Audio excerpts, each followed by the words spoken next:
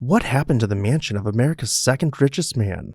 Hi everyone, Ken here. Today we're exploring Mellody Farm in Lake Forest, Illinois.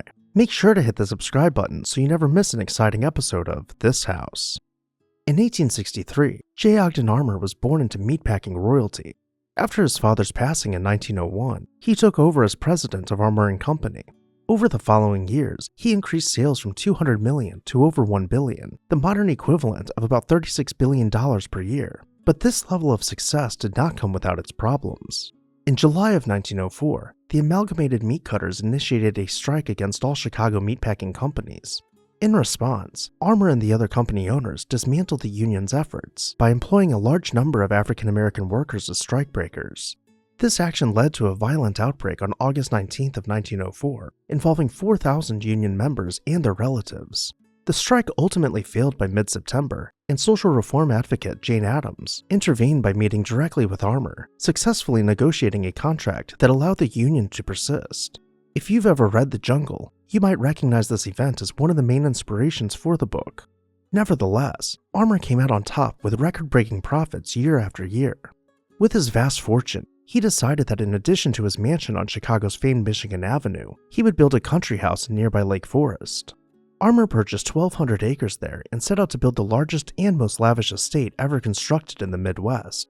His goals seemed lofty, but no matter how much money he spent, his bank account just kept growing. He hired architect Arthur Hund to design for him an estate that would eventually be called the most beautiful house ever built between New York and San Francisco. And even though it did not end up being the largest, the main house would eventually grow to include 29,000 square feet.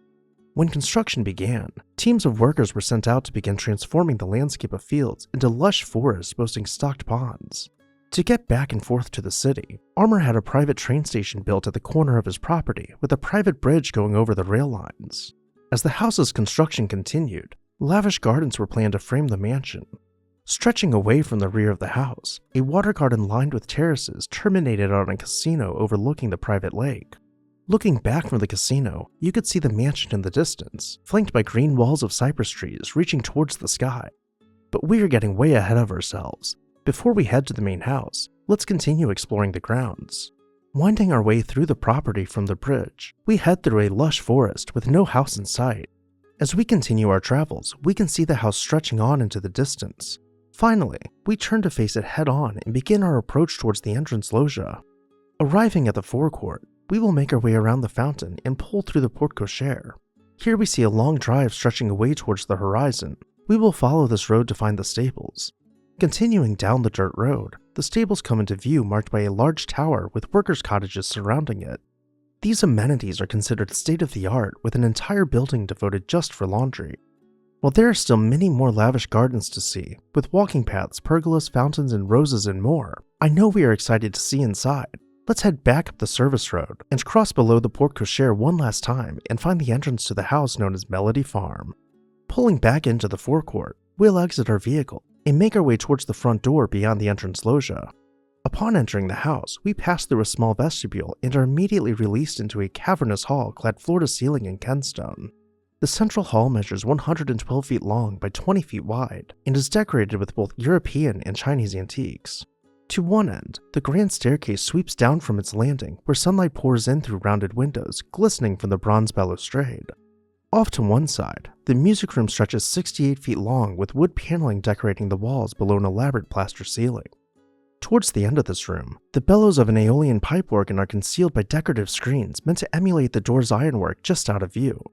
To the other side of the central hall, the winter garden is overflowing with potted plants and delicate latticework. This was the family's favorite room and opens towards the water garden. When the doors were opened onto the terrace, it was meant to feel as a harmonious extension of the room, blurring the lines between indoor and outdoor living.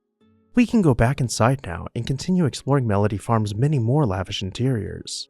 When the house was first constructed, the dining room was decorated with heavy, antique European tapestries, but Mrs. Armour found them dull and hired an artist to paint the paneled walls to appear as marble, including murals within each paneled section. Contrary to lightening up the dining room, Mr. Armour kept the library dark, often covering the windows with heavy drapes and using only the ambient lighting of the fireplace. Nearby, his private office was not much different. With shades drawn, he preferred to work by lamplight. Each and every room was given special attention to detail at the request of Armour to ensure that the palatial residence still felt like a home, but no matter how much money Armour spent, it never did. In the 1955 book, Chicago with Love, A Polite and Personal History, Mellody Farms was described as having a paneled library of books nobody read, a music room with its harp and organ and grand pianos no one knew how to play.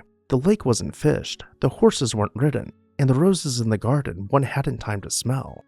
Of all the things they owned, the only thing they seemed to actually use was their money, but even that was fleeting. After briefly achieving the title of America's second richest man, Armour's fortune began to slip. Following the end of World War I, the demand for meat plummeted as wartime government contracts were canceled. Armour listed his company publicly in 1919 in the hopes of driving sales, but the stock flopped. He lost $1 million every single day for 130 straight days, the modern equivalent of about $4.7 billion. He frantically tried to recover his fortune, but no matter what he did, he just continued to lose money. By 1921 he was broke, but was not yet ready to announce it to the world. He continued his lifestyle as if though nothing had happened, rushing his daughter into a marriage with banker and co-founder of American Airlines, J.J. Mitchell. Once she was taken care of, he began settling his affairs and draining the rest of his dwindling fortune to pay back his hundreds of millions of dollars in debt. He began selling off all of his assets, including Mellody Farm. Then he took one last vacation to England, where he reportedly passed away from typhoid fever. Unbeknownst to him, the stocks he did not sell would become worth a fortune just after the Great Depression, which allowed his widow to live out the rest of her life comfortably. As for Mellody Farm, the land was slowly divided up into neighborhoods and green space. By the 1940s, the mansion was now viewed as outdated and became a white elephant. It was far too large to be a private home, and the land it sat on was just too valuable. Thankfully, before a developer could swoop it up for pennies on the dollar, the prestigious Lake Forest Academy chose to make Mellody Farm its new campus. While the mansion has undergone significant alterations, it continues to stand as Lake Forest Academy's Reed Hall. Which part of Mellody Farm was your favorite? Let me know down below in the comments section. And while you're there, make sure to hit the subscribe button so you never miss an exciting episode of This House.